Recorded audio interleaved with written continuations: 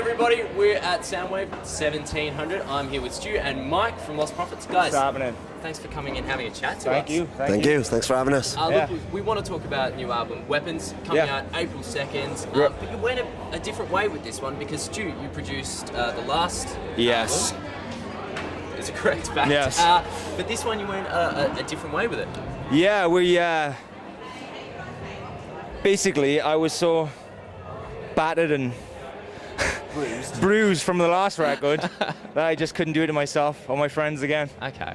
No, it was just kind of, we started writing new songs and it just felt too easy, to be honest with you. You know what I mean? It's like we needed someone to push you. You know, I just felt like we were going down the same road again. So it was like, let's get someone else in to do it.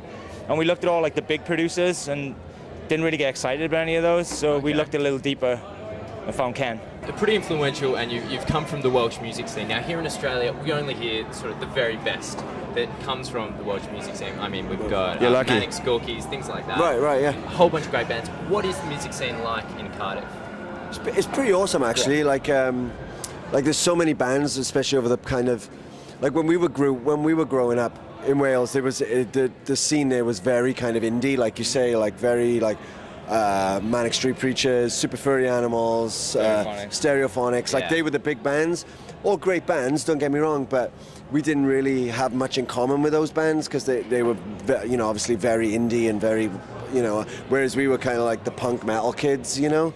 So, and it was, you know, so when we were growing up, that scene started to develop, you know, but it was very kind of like underground in Cardiff. But then so it's been cool kind of over the past, you know, 15 years or so to see it develop into what it is now, where you have bands like us, Funeral for a Friend, The Blackout, Kids in Glass Houses, Attack, like the list goes on, you know, like all of these great bands coming from this like small area, you know, and it's great. It's like an amazing community of bands who all kind of like help each other out, go on tour together.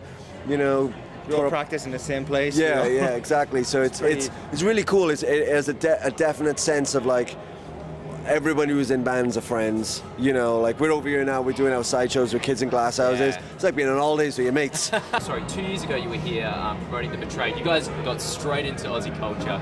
You went and you hugged koalas. Oh yeah. Have you got any plans before you head back to the UK for the tour? We've already been to the beach. Yeah, we've surfing. We've put some shrimps on the barbie. You know what I mean? Yeah. We've done it all. Yeah. You, me, and six guys they're sunburnt as hell. Yeah, my back is not. I was flaking this. Yeah, we all went to the beach. We had a day off in Sydney, so.